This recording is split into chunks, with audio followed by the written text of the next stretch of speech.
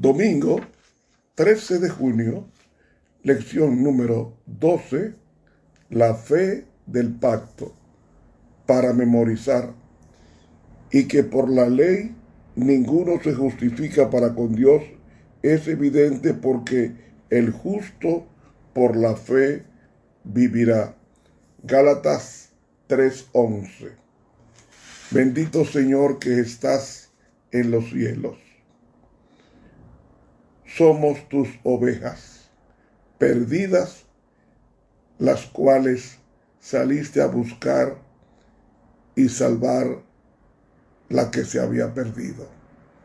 Henos aquí, oh Dios, rescátanos cada día de nuestro yo pecador.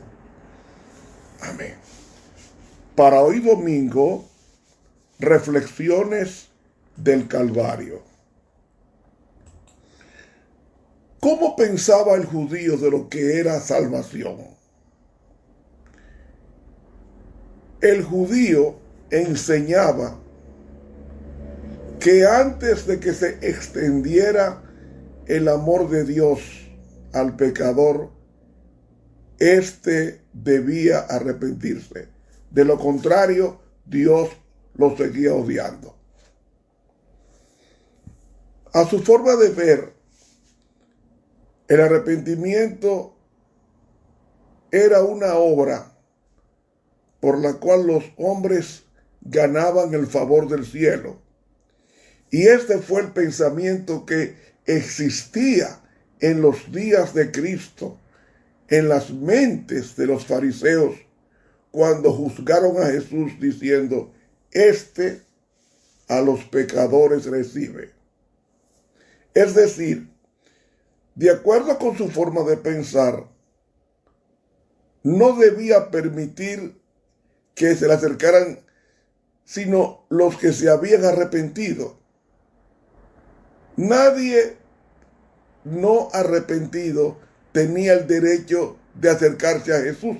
Así pensaban los fariseos, los judíos. Pero en la parábola de la oveja perdida, Cristo enseña que la salvación no se debe a nuestra búsqueda de Dios, sino a su búsqueda de nosotros. Grábete eso. ¿Por qué? Porque el apóstol Pablo en Romanos capítulo 3 nos dice: no hay quien entienda, no hay quien busque a Dios, todos se apartaron, no hay bueno ni aun uno.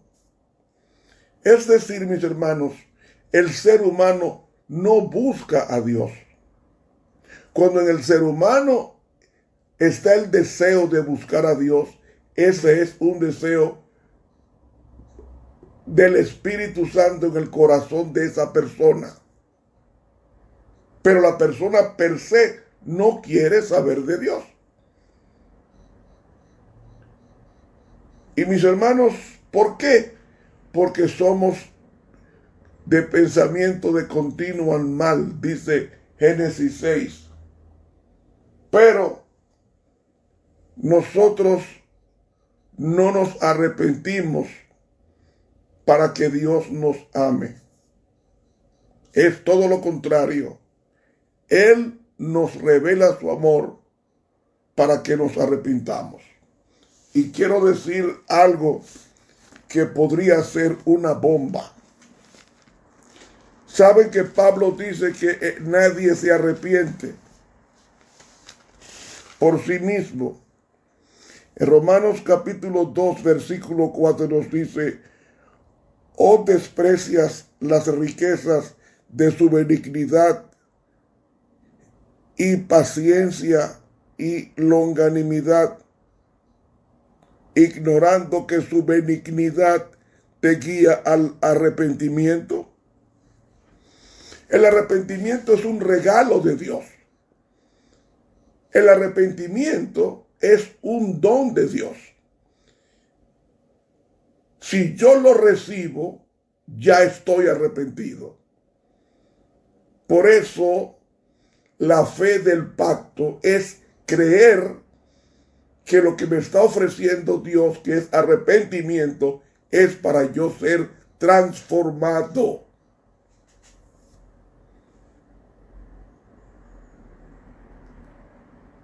Día tras día Dios anda detrás de nosotros y anda detrás de nosotros para que nos arrepintamos. ¿Y qué es arrepentimiento?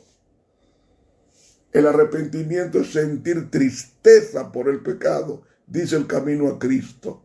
Arrepentimiento es sentir dolor por haber ofendido a Dios.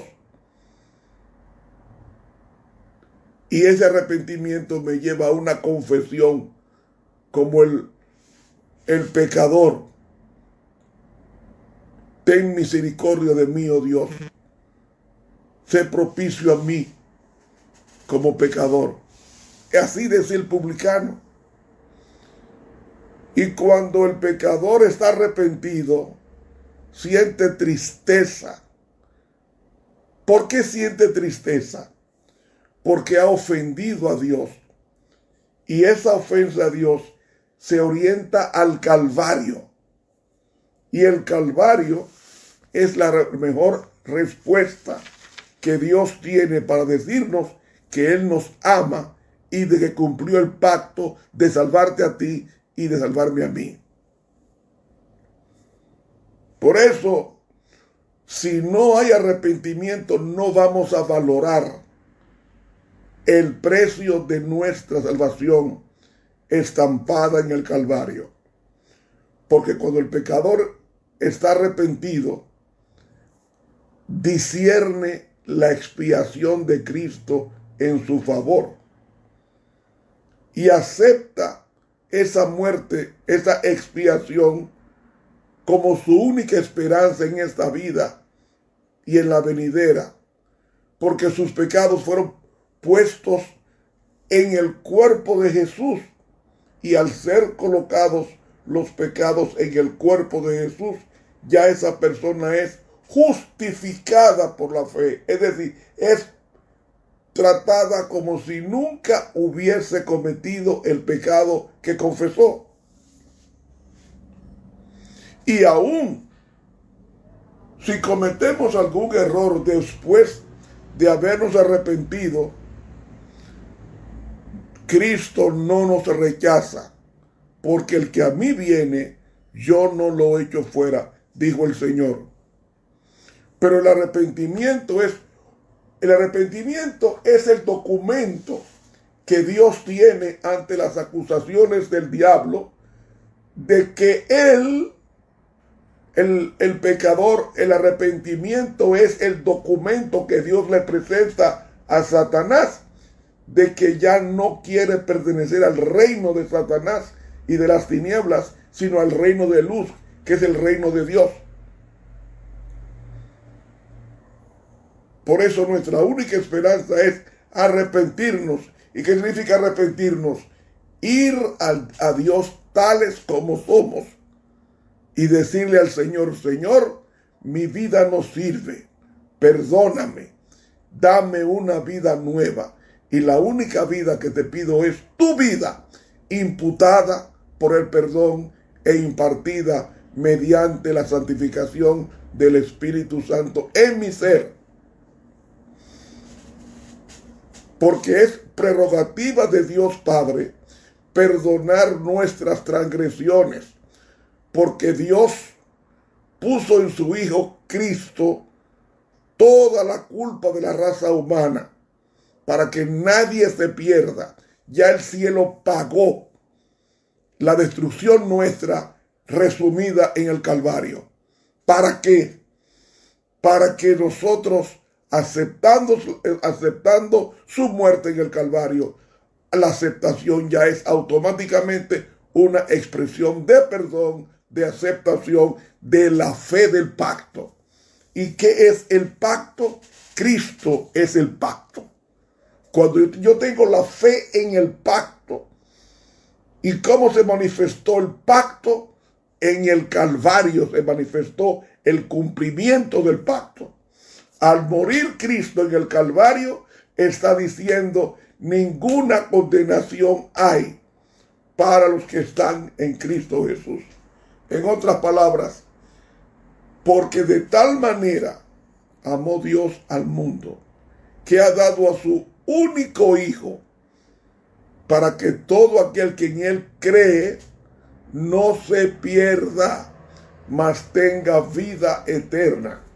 Es decir, lo que nos está diciendo Dios es: ya yo hice todo lo que tú necesitas para volver al jardín perdido del Edén. ¿Y sabe qué hizo Dios? Cuando vino el diluvio, se llevó el jardín al cielo. ¿Cómo? Sí, lo dice la Biblia. Lo dice la Biblia. El apóstol Pablo lo vio el jardín del Edén, conocido como paraíso. Y Pablo no solamente vio el jardín, sino que también Pablo escuchó la voz de Dios saliendo del jardín del Edén. Y no solamente Pablo, sino también Juan.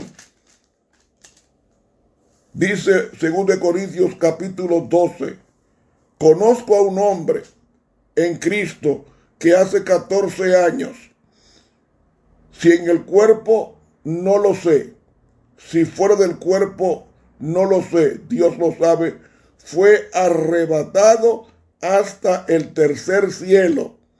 Y conozco tal hombre, eso es Pablo, si en el cuerpo o fuera del cuerpo no lo sé, Dios lo sabe, que fue arrebatado. El verbo arrebatar ahí es secuestrar. Harpazo es en el griego, que fue arrebatado al paraíso. ¿Qué paraíso? El paraíso del Edén,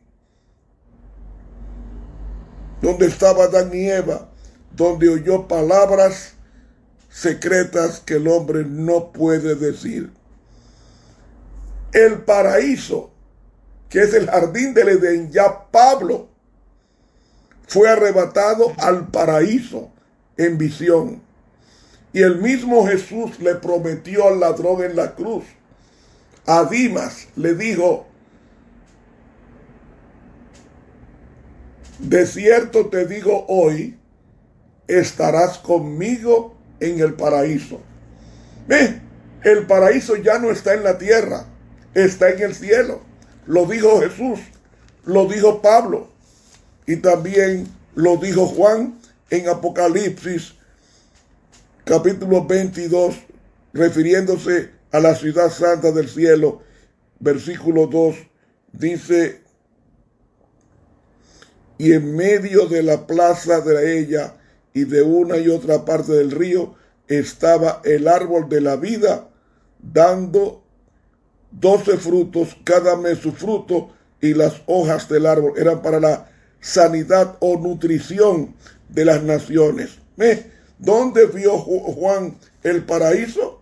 Él vio el paraíso. Dice que el paraíso estaba el árbol de la vida y lo encuentra en el árbol de la vida. Es decir, el paraíso de Dios se lo llevó antes del diluvio al cielo y lo tiene reservado. Dice el ángel en Apocalipsis capítulo 2 y el versículo Juan capítulo 2 y el versículo 7, el que tiene oído, oiga lo que el Espíritu dice a las iglesias. Al que venciere, daré a comer del árbol de la vida, el cual está en medio del paraíso de Dios. Entonces, Cristo vino. Como el hombre perdió el paraíso por el pecado, Cristo vino cumpliendo el pacto prometido a Adán y Eva de la simiente prometida, y vino y con su vida entregó su cuerpo al madero para que su muerte, la muerte, oiga bien, la muerte de Dios satisficiera la demanda de la ley. Y usted pregunta, entonces la ley es más exigente, que hace que Dios muera. No, la exigencia es el pecado. Fue el pecado nuestro que llevó a Jesús al Calvario. Como Cristo es la ley personificada, solamente su muerte personificada satisfaría la demanda de que la paga del pecado es muerte. Y al morir Cristo, todas las cosas buenas que recibimos, el aire fresco, el sol, la lluvia o las lluvias, la luz de la luna, los alimentos, la protección en las calles caminando, calles atestadas de demonios, sin embargo Dios nos cuida en el ir y el venir. Todo eso se debe al Calvario. Al Calvario. Y Dios no ama al adventista más que al católico, ni ama al católico más que al evangélico, ni ama al evangélico más que al testigo de Jehová. No, Dios ama a todos iguales, porque de tal manera amó Dios al mundo. No dice a los católicos, ni dice a los adventistas, dice al mundo. Al mundo. Todos, evangélicos, ateos, agnósticos, cristianos, no cristianos, católicos, adventistas, testigos de Jehová, hinduistas o hindúes, chinos, sintoístas, no importa la religión, Dios nos ama a todos iguales, porque el amor no hace acepción de personas, y dice la Biblia que Dios no hace acepción de personas. Dios nos ama a todos iguales, tanto al santo como al pecador, a la prostituta, al adúltero, a la lesbiana, al homosexual. Dios nos ama a todos iguales y murió y pagó un precio por todos en el Calvario. ¿Dónde está el problema? El problema no está en lo que el hombre hace. El problema está en lo que el hombre rechaza. Cuando rechazamos el Calvario, es decir, cuando rechazamos el perdón de Dios, entonces estamos rechazando la única oportunidad o la única fuente de cambiar, porque el arrepentimiento tiene 3 pasos: contrición, confesión y abandono del mal. En eso consiste el arrepentimiento. Yo puedo confesar el pecado, pero si de confesión no paso, no me he arrepentido. Porque Judas confesó su pecado, pero se ahorcó. Es decir, no se arrepintió. Yo puedo sentir tristeza por el pecado, pero si no paso de ahí, no me he arrepentido. El arrepentimiento está vinculado a 3 pasos. Primero, tristeza por el pecado. Segundo, confesión del pecado, admisión de culpa. Y tercero, abandono, dejar de hacer lo malo que yo estaba haciendo. Eso es arrepentimiento. Entonces, cuando yo hago eso, es motivado por el Espíritu Santo, quien nos guía al arrepentimiento, porque el arrepentimiento es un regalo que Dios me da. Y Él me lo ofrece a diario a través del Calvario.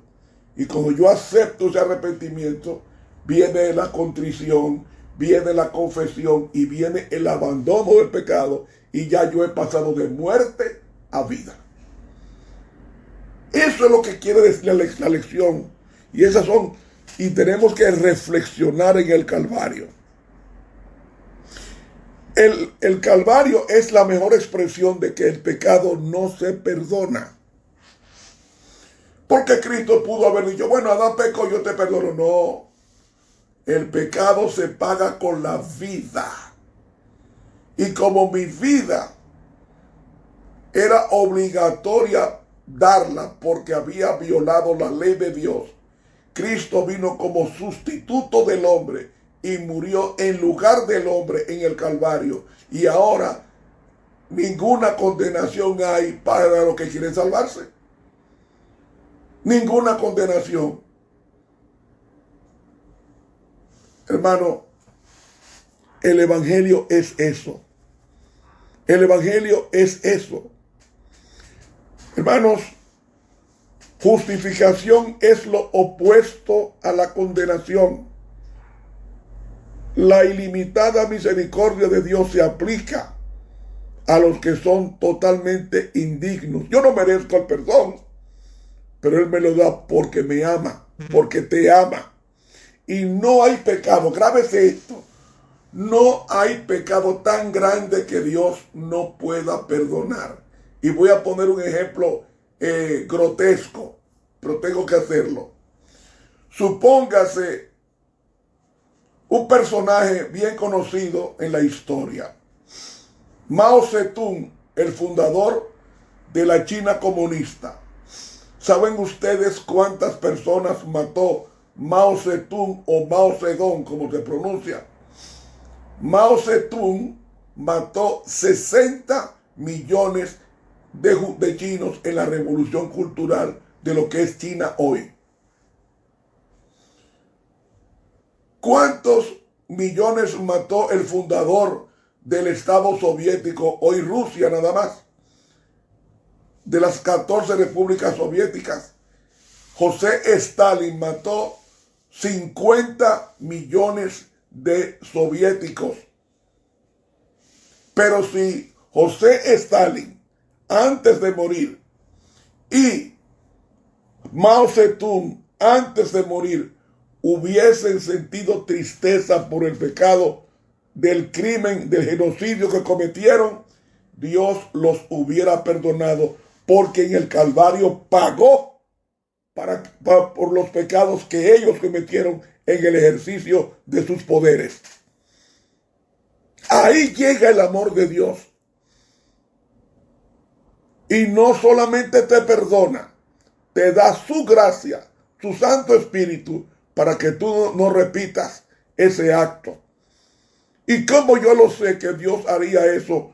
Hubiese hecho eso con José Stalin, el fundador de la Unión Soviética, o de Mao Zedong, fundador de la China comunista y su revolución cultural, porque hubo un rey judío llamado Manasés que amaba a Dios, pero se extravió, y dice que llenó por 55 años las calles de Jerusalén como un río de sangre.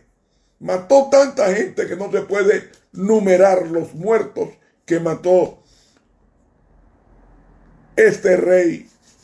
Sin embargo, dice que cuando fue tomado prisionero por el rey de Babilonia y fue llevado desnudo, con un garfio en la nariz, como si fuera un toro, y él desnudo, desconsiderado, llevado 1500 kilómetros a pie a Babilonia, allá en esa cárcel oscura y hedionda, se arrepintió y Dios lo perdonó y le restituyó su reino.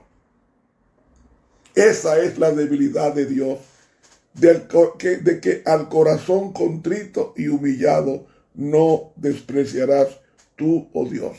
Por eso, en el folleto de hoy hay una cita de testimonios para la iglesia en el tomo 2, el último párrafo que quisiera leerlo contigo. Dice: las escenas del Calvario despiertan la más profunda emoción. Tendrás disculpa si manifiestas entusiasmo por este tema. Que Cristo, tan excelso e inocente, hubiese de sufrir una muerte tan dolorosa y soportar el peso de los pecados del mundo es algo que nuestros pensamientos e imaginaciones no podrán nunca entender plenamente. No podemos medir la longitud, anchura, altura y profundidad de un amor tan asombroso. La contemplación de las profundidades inconmensurables del amor de Salvador deberían llenar la mente, conmover y enternecer el alma, refinar y elevar los afectos y transformar totalmente todo el carácter. Testimonios para la Iglesia, tomo 1, página 191, 192 de Elena White. No hay razón para perdernos. Ya el cielo lo hizo todo. Reflexionemos en el Calvario. Si algo en la mente te dice que tú no vales nada, piensa lo que le costó tu vida a Cristo Jesús en el Calvario. Te compró con su sangre. Por tanto, no hay razón para suicidarse. No hay razón para entristecerse. No hay razón para deprimirse. No hay razón para nada malo. La depresión viene cuando quitamos la vista de lo que Cristo hizo por ti y por mí en el Calvario. Y su sangre es tan poderosa que puede salvar eternamente a aquel que se acerca a Cristo, viviendo siempre para interceder por ellos, dice Hebreos. Mis hermanos, que Dios nos bendiga y nos ayude a valorar en el Calvario la expresión del pacto de amor por la raza humana. Te habló el profesor Ramón Romero. En el monte Calvario estaba una cruz, emblema de afrenta y dolor. Oh, yo amo esa cruz, do murió mi Jesús, por salvar al más vil pecador. Oh, yo siempre amaré esa cruz, en sus triunfos mi gloria será. Y algún día en vez de una cruz, mi corona Jesús me dará. Yo seré siempre fiel a la cruz de Jesús, su oprobio con él llevaré.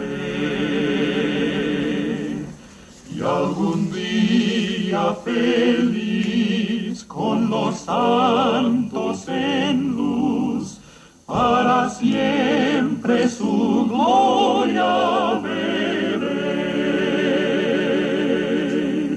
Oh, yo siempre amaré esa cruz, en sus triunfos mi gloria será. Y algún día